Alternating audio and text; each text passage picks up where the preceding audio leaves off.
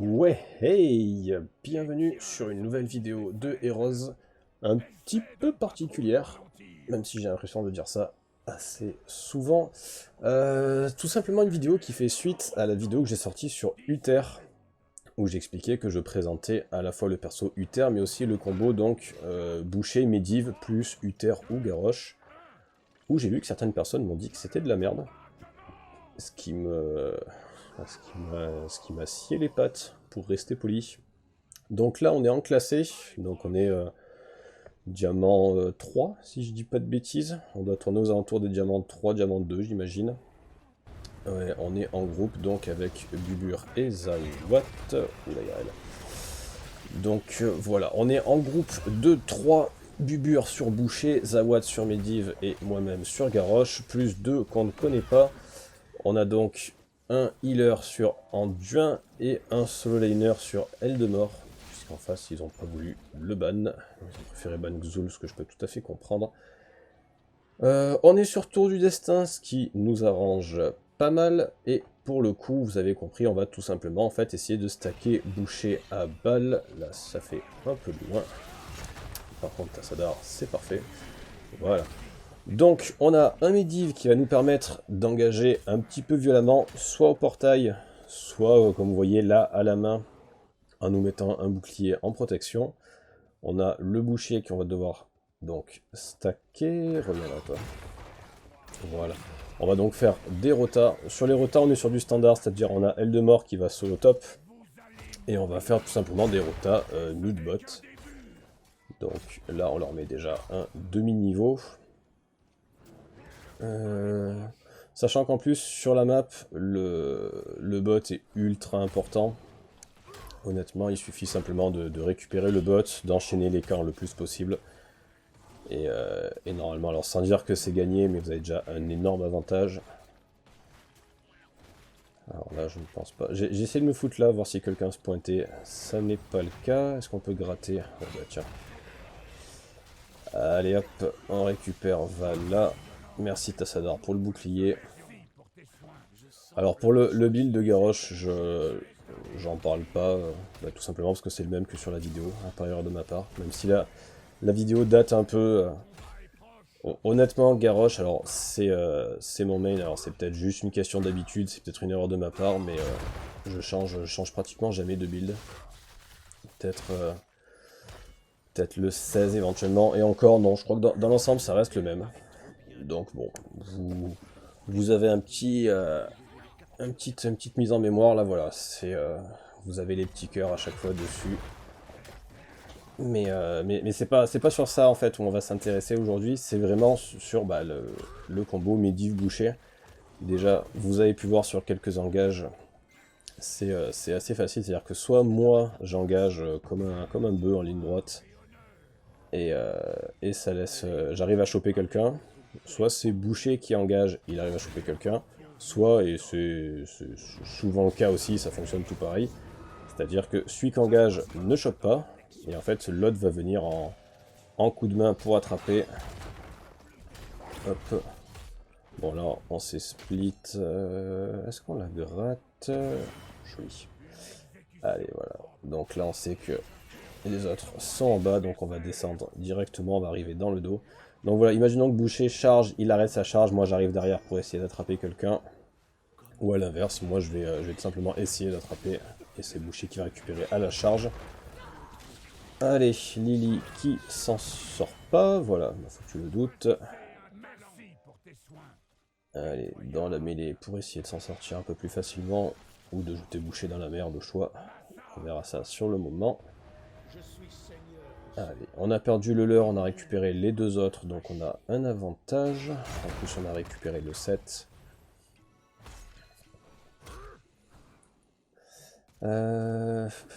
Est-ce qu'on monte? Non. Bon, on a vu qu'Eldemort en fait est arrivé en volant en bas, donc on avait peur qu'il retourne pas top. Bon, en l'occurrence, si, donc c'est plutôt la bonne nouvelle. Et on va continuer tout simplement à faire leur camp. On va les enchaîner. Donc l'intérêt, bah, déjà de faire le camp évidemment, c'est de leur mettre un petit coup de pression en bas. Mais c'est aussi de les forcer à sortir de chez eux, parce que alors là, ils sont ultra passifs en face. Bon, après, ils se font un petit peu déchirer aussi, hein, c'est le projet. Mais voilà, on aurait aimé qu'ils viennent, qu'ils comptaient, genre voilà, typiquement Tassadar ou Vala qui se pointent un peu plus loin pour essayer de stacker plus rapidement Boucher. Bon, ça n'a pas été le cas. On va juste éviter qu'il prenne des dégâts gratuitement, lui. Voilà. Allez, bon. Le camp qui bouge pas. Eldemort qui fait des trucs de dragon, il prend 102v1, ça fait plaisir. De toute façon, tant qu'on a la fontaine, le reste, après, on s'en fout, on perd les tours, c'est pas grave.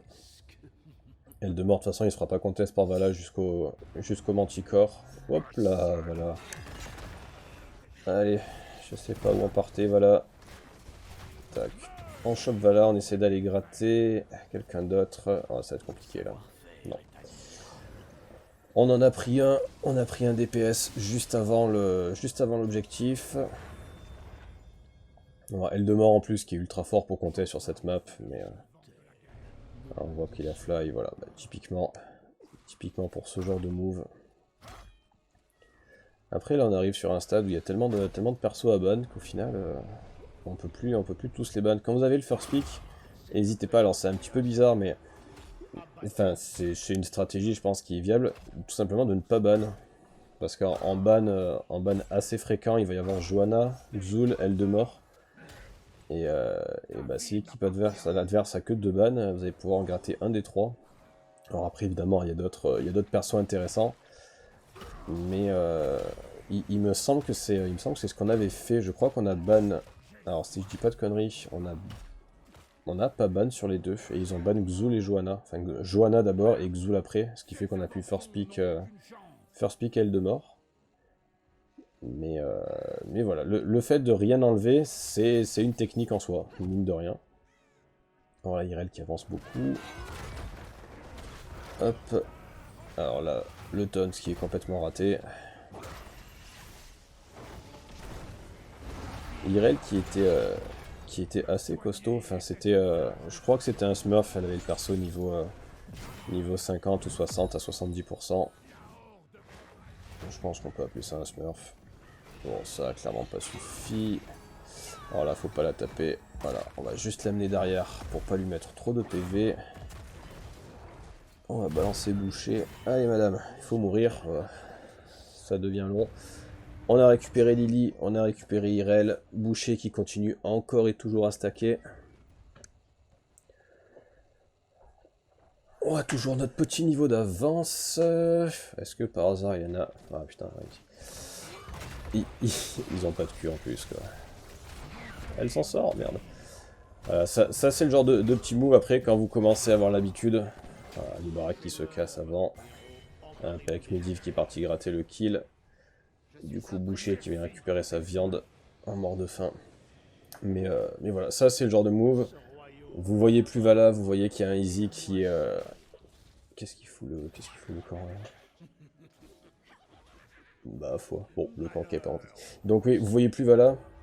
Vous voyez qu'il y a le Easy qui est bot, il faut aller voir. Le principe c'est tout simplement de pas leur laisser l'opportunité de sortir de leur base. Voilà, on leur met 9-0 déjà. Et là de toute façon ils peuvent pas faire grand chose. Alors on ignore un petit peu Eldemort, mais honnêtement, enfin je vais dire ça, ça donne l'impression que je suis ironique. Mais vraiment je suis désolé pour lui. Mais voilà, c'est vraiment l'intérêt c'est de rester à 3 ou à 4 si vous avez un heal qui est correct. Alors, il faut stacker au maximum. Et à partir du moment où on leur met la pression en bas, en 4v4 en fait on va gagner. Donc voilà, il faut soit qu'ils lâchent l'affaire en bas et dans ce cas on fait un trou, c'est une mauvaise idée pour eux. Soit qu'ils essaient de défendre à 4 ou à 5 et dans ce cas ça laisse l'ouverture à celui qui est tout seul. Mais du coup voilà, ça donne un petit peu l'impression qu'on l'abandonne. Mais bon voilà, c'est c'est la façon de jouer la compo je pense. Après on peut se tromper, hein, c'est tout à fait possible. Mais voilà, le collègue était, celui qui joue Boucher, le collègue était en platine. On l'a monté donc mid diamant. Voilà, le double kill. Merde, le coco. Bon, on l'a monté mid diamant. Je crois qu'on est. J'ai plus exactement parce que la partie. On va pas dire qu'elle date un peu, mais ouais, on l'a pas fait hier quoi. On est diamant 2 si je dis pas de bêtises, ou diamant 3, enfin bref. Et sur un peu moins de 100 parties, il doit tourner à 75%, quelque chose comme ça. Donc j'imagine que c'est pas la compo qui est pétée, parce que je l'ai vu honnêtement assez rarement. Mais à partir du moment où vous commencez à prendre l'habitude de la jouer, que vous avez des automatismes, elle se fait assez souvent quoi. Oh non, toi ça dort, non, non. Ouais, tiens, hop. Voilà. On met le portail. Là, le portail, on l'a pris pour s'enfuir, parce que bah, si on le mettait en engage, je pense que Tassada aurait reculé. Donc on se le gratte comme ça. Allez, on va juste filer un coup de main, enfiler un coup de main à Eldemort pour pas qu'il perde la fontaine sur ça. Parce que autant il tient en solo, autant sans fontaine, il va se faire chier dessus. Mais voilà, la partie qui se déroule, vous voyez, il n'y a pas de grosse fight parce que bah, Eldemort il fait son push tranquillou.